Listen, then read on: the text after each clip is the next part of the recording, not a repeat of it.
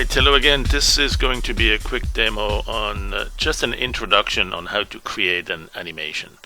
Now, this is in response to somebody who had asked for that, but didn't say exactly what kind of animation. The thing is, there's many different things that we could call an animation. It could be a video clip, it could be something you render from some of the renderings for landscape rendering, you fly over some terrains. There's all sorts of different things. I think the question was about a step-by-step, frame-by-frame animation, but I don't know that for a fact. Still, I figured it would be a good idea to just show some very basics. Now, I'm going to start by selecting a smaller image. That would be, again, we don't know what animation you want, but you want to think ahead what sort of size you're going to need for that at the end when you publish it. Now, you may have a canvas that's bigger and then just draw something and crop it or keep it, but I'm going to go something relatively small here. Let's do 400 by 300, or maybe square. Let's do a square. You can always add your own dimensions if you want 512 squared. I don't know if we have a preset.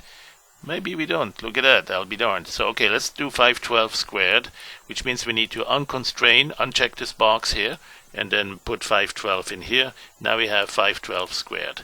All right, let's go OK that. And that's a single image, right? I have the sidebar here on the right. I have the toolbar on the left. That's all things you can change in the layout, sidebar positions, and so on. All right, so that's a single image. I'm going to store it so we have a copy of that image. So if I make any changes here, I'm going to simply click here to restore it. I can also do that now for an animation, right? So I'm going to store an animation, but first I need to create that animation. So what is an animation? It's essentially a collection of images, a sequence of frames, a sequence of images. So I'm going to create one from scratch here. Again, there's many other ways to go about it, like loading an AVI file, loading a sequence, if you have scanned images, for instance, that you'd like to put together into an animation. But here I'm going to start with creating that.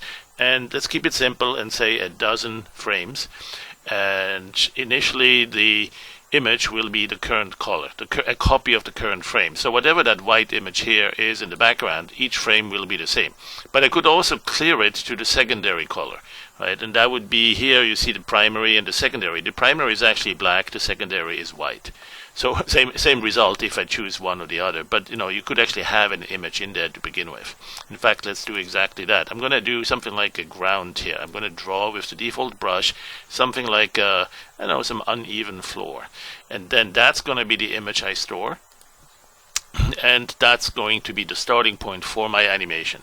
And maybe I'll take 12 frames of that. All right, so we have now an animation. We can scrub through that here. We can have the scrub bar here, going through each frame, and all we want to do is quickly create an animation where we have maybe something like a bouncing ball. There's a ball coming and bouncing.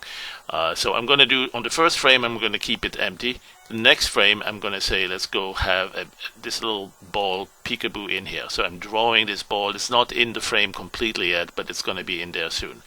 And then I'm going to go to the next frame. And then I want to draw the ball here, but I don't know where the other one was in the prior frame. I don't see it. Well, unless I use what we call the light table, also onion skins, right? So you can enable that. You want to turn it on. There you go. And now you see where you had it in the prior frame. If you go back to the prior frame, you can see it. So here you'll see it, and here you'll barely still see it, and eventually it disappears. So it leaves a trail that's fading away, but you can use that as a visual reference of where the ball should go in the next frame. Now we just dropped the ball, so it's coming in slow, and it's only going to move a little bit, but it's going to be completely visible now in this frame. Next frame, it will be accelerated and moving faster, so the distance here was partly overlapping. Here we don't want to overlap it anymore. Right, so here the ball is like this. Actually, that's too big. Let's go undo it and do something like this. All right, maybe it's turning. Maybe it's not a perfect sphere or ball. Maybe it's gradually rotating too. All right, so we have several frames. Now I can go to the last one. Now this one here is making contact, so we're going to splat it something flat like that. And then we go back to the next frame, and then here it's kind of bouncing, ricocheting, and still a little bit elongated. And the next frame even higher, and starting to slow down again, but taking more of a round form again. Right, something like that.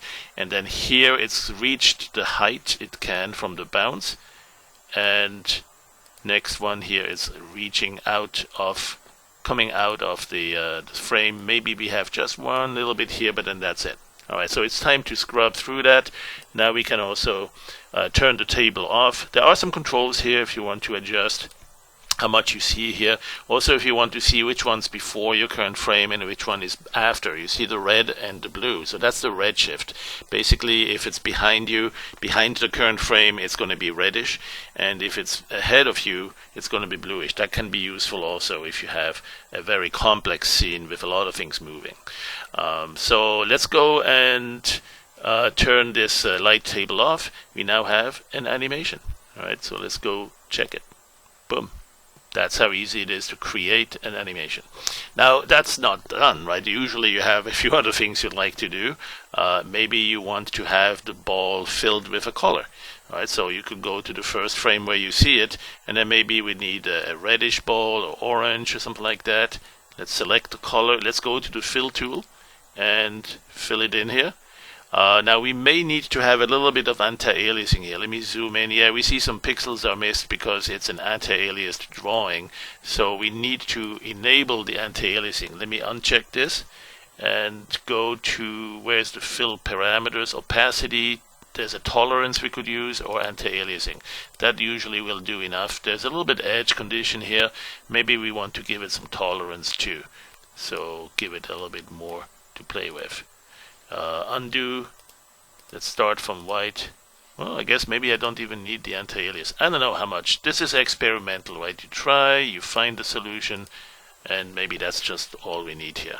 I'm going to go to the next frame and not waste more time on that. There it is. This one's perfectly filled. The next one, perfectly filled. Now this one here, we might say, well, since it's under compression, we'll go with a different color, right? We'll fill it reddish or something like that, or, you know, green or whatever, something that really sticks out.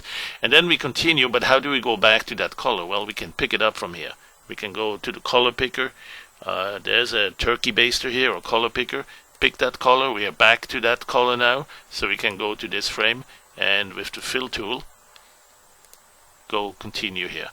And so then we have a few more frames, and a last one right here. And that's it.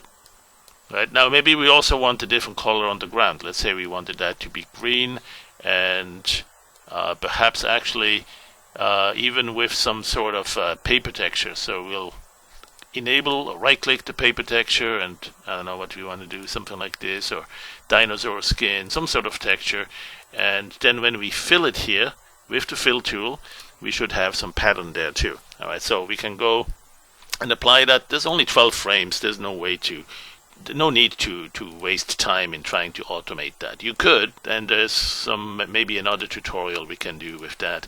But here I'll say let's just do this manually, a couple of clicks, and you could probably actually use the left and right arrow keys on the keyboard to navigate from one frame to the next and be done even faster. There. Alright, so that's another animation. Let's go store this animation right here from the animation menu, store animation. You can do this in memory, it's very fast. If you have an SSD drive, I would put it there. In fact, if it's a long animation or large dimensions, I would put it on disk, so you don't waste your precious RAM for that. And so that way, if you do any sort of changes and you mess it up and you do some catastrophic changes and you say you regret it, please bring me back, you simply click here and that replaces the current animation with the stored copy you had here. Alright, and so that's it, and welcome to Animation 101.